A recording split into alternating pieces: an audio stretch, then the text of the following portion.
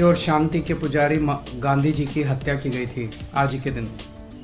और आज 76 साल के बाद आज ही के दिन इन्होंने जनतंत्र की, लोकतंत्र की हत्या की है। एक तरह से लोकतंत्र के लिए आज काला दिन है। जिस तरह से इन्होंने गुंडागर्दी करके, सरेआम बेईमानी करके, और किस्मत से वो उनकी बेईमानी जो है वो वीडियो में कैप्चर हो गई। वो पूरा देश आज सोशल मीडिया के ऊपर और मीडिया के ऊपर देख रहा है कि किस तरह से इन्होंने वोटों की चोरी की है और इन्होंने जबरदस्ती चंडीगढ़ के अंदर अपना मेयर बनाया है। इशू ये नहीं है कि मेयर किसका बनना चाहिए। चुनाव है, चुनाव में हार जीत तो लगी रहती है।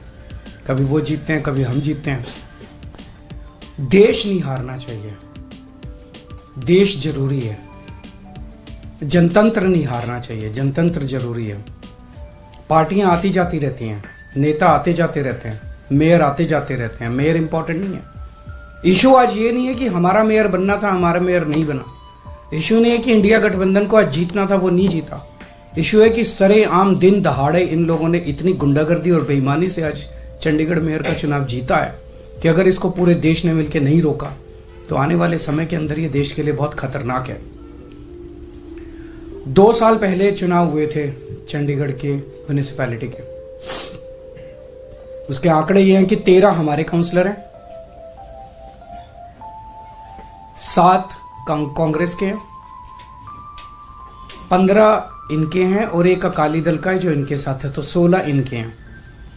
13 हमारे, 7 कांग्रेस के और 16 इनके, टोटल 36 हैं।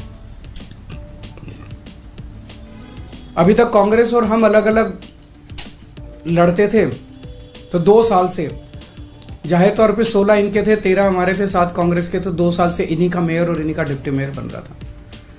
स्टेट कैलकुलेशंस है, स्टेट। इस बार इंडिया गठबंधन के तहत कांग्रेस और आम आदमी पार्टी साथ आ गई, तो स्टेट इलेक्शन था, 20 हमारे थे, 16 उनके थे। इसमें कोई बहुत बड़ी गणित नहीं थी, इसमें कोई बहुत बड़ा वो नहीं था। लेकिन शुरू से ही इनकी नीयत खराब थी, शुरू से इनकी नीयत खराब थी। जब से चुनाव ऐलान हुए, सबसे पहले तो इन लोगों ने प्रिसाइडिंग ऑफिसर, अपनी पार्टी के एक कार्यकर्ता को, अपनी पार्टी के एक ऑफिस बेरर को, पदाधिकारी को इन्होंने प्रिसाइडिंग ऑफिसर घोषित कर दिया। उसके बाद जब चुनाव की तारीख तय हुई, 18 जनवरी को चुनाव था, अचानक 18 जनवरी को इनका पदाधिकारी जो था, ये प्रिसाइडिंग ऑफिसर, ये बीमार, बोला मैं बीमार हो गया, अस्पताल में चला गया और चुनाव इंडेफिनेटली टाल दिए गए। हम कोर्ट गए और कोर्ट से हम लोग तारीख तय करवा के लाए।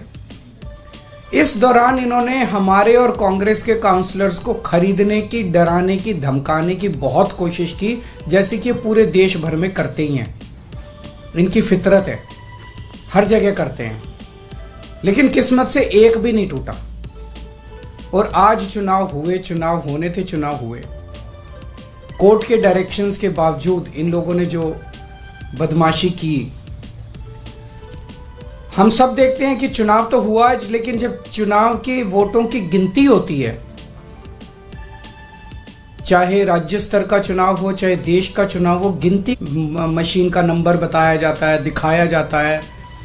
उसके बाद वोट जब उसको टोटल किया जाता है, मशीन का दिखाया जाता है, भाई किस पार्टी को कितने वोट मिले, सब कुछ दिखाया जाता है। और सारी पार्टियों के एजेंट बाकायदा अच्छे से देखते हैं।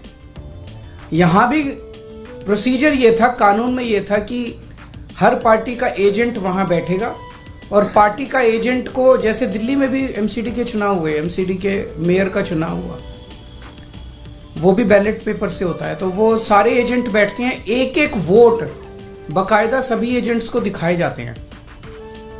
अगर किसी एजेंट को कोई आपत्ति करनी हो, भाई ये वोट इनवैलिड है, तो वो सबको दिखाया जाता है। अगर कोई एजेंट कहता है ये वोट इनवैलिड है, सबको दिखाया जाता है, सब उस पर अपने अपने तर्क देते हैं और प्रिसाइडिंग ऑफिसर अपनी उस पर रूलिंग देता है। एक तरह से क्वासी जुडिशियल वो करता है कि उस पर रूलिंग देता है। इन महाशय ने, जो इनके पदाधिकारी बीजेपी के आदमी थे, प्रिसाइडिंग ऑफिसर थे, इन्होंने आज किसी एजेंट को अपने पास नहीं आने दिया। इन्होंने सारे एजेंट्स को दूर धकेल दिया और खुद ही सारी वोट लेके बैठ गए, और बकायदा कैमरे के अंदर दिखाई दे रहा है कि किस तरह से वोट, जो हमारे वोट थे उनके ऊपर वो टिक मार्क करके उसको इनवैलिड, मतलब 2 टिक मार्क लग गए तो ये वोट इनवैलिड हो जाएगा। वो टिक मार्क करके इनवैलिड करते जा रहे हैं और फिर नीचे साइन कर रहे हैं। कुछ वोट पे मात्र साइन कर रहे हैं और कुछ वोट पे एक टिक मार्क और लगा रहे हैं। वो साफ साफ वीडियो में दिखाई दे रहा है। तो 36 वोट पड़ने थे, 36 में 16 इनके थे, 20 हमारे थे, 16 इनके पड़ गए, 16 इनके पक्ष में पड़े। 20 में से 8 वोट जो हमारे थे वो 8 वोट इन्होंने कैंसिल कर दिए, इनवैलिड डिक्लेयर कर दिए। यानी कि 36 में से 8 वोट मतलब 25% वोट इनवैलिड डिक्लेयर कर दिए। ये कौन सा चुनाव हुआ? पिछले साल जब चुनाव हुए थे तो हमारा 1 वोट इनवैलिड डिक्लेयर हुआ था। तो ऐसा तो नहीं कि हमारे वालों को वोट डालना नहीं आता, वोट तो डालना आता है। पिछली बार भी डाला था, इस बार भी डाला है। इस बार कैसे ऐसा हो गया कि सारे वोट डालना भूल गए हमारे वाले, सारे वोट इनवैलिड हो गए? तो पहले से सोच के आए थे कि इनको गुंडागर्दी मचानी है। किस्मत अच्छी थी कि कैमरे के अंदर सब कुछ पकड़ा गया। बड़ी इंटरेस्टिंग चीज है कि चुनाव के पहले कल ऑर्डर जारी करके चंडीगढ़ एडमिनिस्ट्रेशन ने मीडिया की एंट्री बैन कर दी। तो इसका मतलब नीयत तो शुरू से ही खराब थी, प्लान तो, षड्यंत्र तो पहले से ही बना रखा था इन लोगों ने कि गड़बड़ करनी है। इतने बड़े स्तर के ऊपर चंडीगढ़ के मेयर के चुनाव के लिए आज तक कभी भी इतनी वोट इनवैलिड नहीं डिक्लेयर की गई। 36 में से 8 वोट इनवैलिड मतलब 25% वोट। अगर इनसे 36 वोट काउंट करने में इतनी बड़ी धांधली कर रहे हैं, देश का जब बड़ा चुनाव होगा उसमें तो 90 करोड़ वोट पड़ते हैं, उसमें तो पता नहीं किस लेवल की धांधली करते हैं ये लोग। और 25% क्या, अगर उस चुनाव में तो 5-6% की भी वोट अगर इधर उधर हो जाए तो सब। तो आज का चुनाव ये दिखाता है कि किस तरह से ये जीतने के लिए, सत्ता पाने के लिए किसी भी हद तक जा सकते हैं। बड़े चुनाव में लोग तो कह रहे हैं ईवीएम तो होगा ही होगा गड़बड़। मुझे लगता है ये कुछ भी करते होंगे, वोटर लिस्ट ये फर्जीवाड़ा करते हैं, फर्जी वोट डलवाते होंगे, ये ईवीएम करवाते होंगे, सब कुछ करते होंगे जीतने के लिए। और मैं ये सोच रहा था कि अगर भगवान की दया से उसके बावजूद भी अगर ये नहीं जीते और हार गए तो ये ट्रंप की तरह कुर्सी नहीं छोड़ेंगे। फिर ये मतलब उस दिन कुर्सी से चिपके रहेंगे, चाहे मार्शल लॉ लागू करना पड़े देश में, ये कुर्सी नहीं छोड़ने वाले। तो ये देश के लिए जो आज दिखा, पूरे देश के अंदर, पूरे देश ने देखा, सारे मीडिया ने चलाया, ये बहुत खतरनाक है। और हम सब लोगों को, जो लोग इस देश से प्यार करते हैं, हम सब लोगों को इसका पुरजोर विरोध करना है और इन सबको रोकना।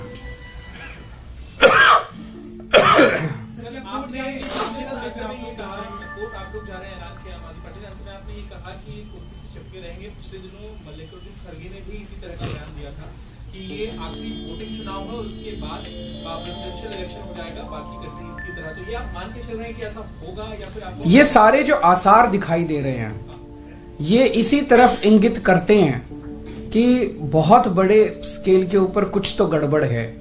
अगर एक 10 बाई 10 किलोमीटर का छोटा सा शहर चंडीगढ़, उस चंडीगढ़ के छोटे से शहर के अंदर एक छोटे से मेयर का चुनाव, उसके अंदर अगर ये इस किस्म तक, इस हद तक नहीं गिर सकते हैं तो बड़े चुनाव के लिए तो किसी भी हद तक जा सकते हैं लोग। सर, तो आप इस बात को समर्थन कर रहे हैं कि ईवीएम जो है उसमें भी अब गड़बड़ी करने की सरकार? देखिए, अभी जो कई सारे मैंने देखे हैं वीडियोस, कई सारे, उसके ऊपर एक दिन अलग से चर्चा कर सकते हैं।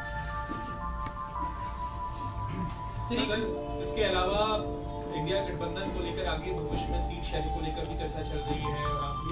चर्चा अच्छी चल रही है और बहुत जल्दी मुझे लगता है कि हमारे भी कुछ ना कुछ नतीजे आएंगे। कई राउंड ऑफ डिस्कशन हो चुके हैं। सर, इस चुनाव के बाद इंडिया गठबंधन के नेताओं से, खासकर कांग्रेस के लीडर से क्या आपकी बात हुई है? क्योंकि एक प्रेस कॉन्फ्रेंस तो पवन बंसल थे, अभी बैठे थे, तो जो भी करने की जरूरत पड़ेगी वो करेंगे।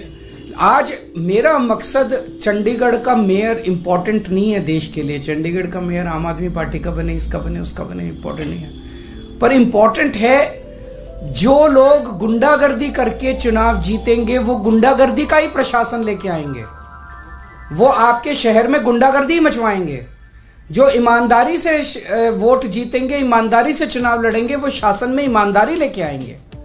आज इन्होंने जिस तरह से सरेआम गुंडागर्दी, अरे वोट, आपके वोट, जो वो अधिकारी है प्रिजाइडिंग ऑफिसर, उसके खिलाफ तो फोर्जरी का, फ्रॉड का, सेडिशन का मुकदमे चलने चाहिए, नॉन बिलेबल ऑफेंस है। उसने फ्रॉड करके सबके वोट बदल दिए उसने। ये कैसे परमिसिबल है? जनतंत्र तो सुप्रीम है, वोट तो एक तरह से बहुत सैक्रोसैंक्ट है किसी का भी वोट। आपने काउंसलर्स के वोट बदल दिए, काउंसलर्स के वोट पे टिक मार्क करते जा रहे हो और साइन करते जा रहे हो, टिक मार्क करते। ये क्या है? सरेआम गुंडागर्दी। ना वोट को मानते, ना किसी प्रोसेस को मानते, ना कानून को मानते, ना संविधान को मानते। सर, बिहार से लेके झारखंड तक जो ईडी कार्रवाई कर और हेमंत सोरेन हो चाहे तेजस्वी यादव हो, इस पर एक प्रतिक्रिया आप दे दीजिए। क्या आपका कहना है कि ईडी इतने बड़े स्तर पे कार्रवाई क्यों कर रही है? मैं आपसे ही पूछना चाहता हूं कि क्यों कर रही है। एक इन्होंने माहौल ये बनाया पूरे देश के अंदर, अब राम मंदिर का वो उद्घाटन हो गया, राम मंदिर का, अब तो इतनी सीट आएंगी और इतनी सीट आएंगी। अगर इतनी सीट आ ही रही थी तो ईडी की क्या जरूरत थी? फिर ये सब नौटंकी करने की क्या जरूरत थी? इसका मतलब इतनी सीट नहीं आ रही है, इसका मतलब ईडी की भी जरूरत है, फर्जीवाड़े की भी जरूरत है, गुंडागर्दी करने की भी जरूरत है, तब सीट आएंगे इनकी। अगर अपने आप सीट आ रही होती तो क्यों करते ये इतना सारा? क्यों ईडी पीछे भेजते? क्यों नीतीश जी को तोड़ते? क्यों उधर एनसीपी तोड़ते? क्यों शिवसेना तोड़ते? क्यों सबके पीछे ईडी छोड़ते? ये इसलिए कर रहे हैं क्योंकि इनकी सीटें नहीं आ रही हैं। लोग इनसे परेशान हो चुके हैं, लोग फेडअप हो चुके हैं। इंडिया गठबंधन की सीट शेयरिंग ठीक से हो गई तो इंडिया गठबंधन इनको, आज अगर चुनाव ईमानदारी से हो जाता, इंडिया गठबंधन का सीधा सीधा था, 16 वोट इनके थे, 20 हमारे थे, हम इंडिया गठबंधन की पहली जीत होती। लेकिन ये तो इस तरह से गुंडागर्दी करके, बेईमानी करके चुनाव जीत रहे हैं। सीधा सीधा था। आज का चुनाव तो बड़ा सिंपल और स्ट्रेट था। हमारा एक भी आदमी नहीं बिका, 20 वोट थे हमारे, इनके 16 वोट थे। तो आज का चुनाव तो इंडिया गठबंधन जीत ही रहा था। तो फिर गुंडागर्दी करके इन्होंने इसको कर लिया। लगता है चुनाव आयोग का रुख करेंगे आप लोग? हैं जी, चुनाव आयोग का रुख करेंगे इस मामले में? क्या इस तरह से आप कह रहे हैं, आशंका जता रहे हैं कि ईवीएम को लेकर भी है और बाकी चीजों को लेकर, लगता है कि वो एक बहुत अलग, बहुत बड़ा मुद्दा है, किसी दिन बात करेंगे आपसे ईवीएम वाला। इसी में एक कंडीशन है, इंडिया ब्लॉक की पिछली बैठक में आप लोगों ने तय किया था कि इलेक्शन कमीशन के पास डेलीगेशन जाएगा और जो वीवीपैट के पर्चियां होती हैं उसको बैलेट पेपर के तौर पर, मेरे ख्याल से इंडिया गठबंधन की तरफ से रिप्रेजेंटेशन भेजा जा चुका है, तो उस पर मुझे उम्मीद नहीं है कि ये लोग कुछ कार्रवाई करेंगे। सर, इस इलेक्शन के लिए जिसको आप कह रहे हैं कि सिर्फ एक चंडीगढ़ का छोटा सा इलेक्शन था, उसके लिए खुद जेपी नड्डा जी ने बधाई दी है और ये कहा है कि प्रधानमंत्री नरेंद्र मोदी की जो लीडरशिप है उसकी वजह से यूपी में जो है इस तरीके का विकास हुआ, जिसकी वजह से आप इंडिया। जेपी नड्डा जी से पूछिए कि 8 वोट इनवैलिड किस बेसिस पे किए उन्होंने। उनसे पूछिए कि क्या उनके पदाधिकारी ने जिस तरह से वोट्स को टेम्पर किया, फोर्जरी की, क्या वो इसको सही मानते हैं? क्या वो इस तरह की प्रैक्टिसेस को, इलेक्टोरल मैल प्रैक्टिसेस को, चुनाव के दौरान इस तरह की बेईमानी को सही मानते हैं? और क्या वो इस तरह से पाई गई जीत को सही मानते हैं?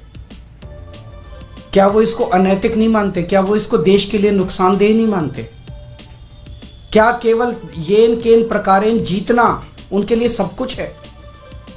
मार के, पीट के, वोट टेम्पर करके, सब कुछ करके बस जीत जाओ किसी भी तरह से। सर, कल जिस तरह से हेमंत सोरेन को लेकर खबरें आ रही थी कि ईडी एक तरह से हंट पे दिख रही थी, लगातार खबरें प्लांट भी हो रही थी और दावा किया जा रहा था कि हेमंत सोरेन गायब हो गए, तो एक मुख्यमंत्री के बारे में जिस तरह से एजेंसियां काम कर रही हैं, आपको लगता है आने वाले समय में कार्रवाई और बढ़ने वाली है इंडिया ब्लॉक के लीडर्स के खिलाफ? मुझे लगता है लोकसभा के पहले जिस तरह से इनका माहौल है, इनको मेजॉरिटी नहीं मिल रही है। इंडिया गठबंधन स्ट्रांग है। आज आप मेरे से निकलवा लीजिए जो कुछ इन्होंने बिहार के अंदर किया। पिछली बार इन्होंने 17 सीट दी थी नीतीश जी को, 17 सीट पे लड़ी थी बीजेपी, 17 की 17। इस बार भी ये 17 सीट दें अगर नीतीश कुमार जी को, 17 की 17 सीटें नीतीश कुमार जी हारेंगे। उन्होंने बिहार की जनता के साथ धोखा किया, तो बीजेपी को इसका नुकसान होने वाला। इस तरह की हरकतें ये देश पसंद नहीं करता। ईमानदारी से लड़ो चुनाव, अगर आप जीते हो आप जीतो, कोई और जीते, कोई जिसकी सरकार बने उसको चलाने। Thank you.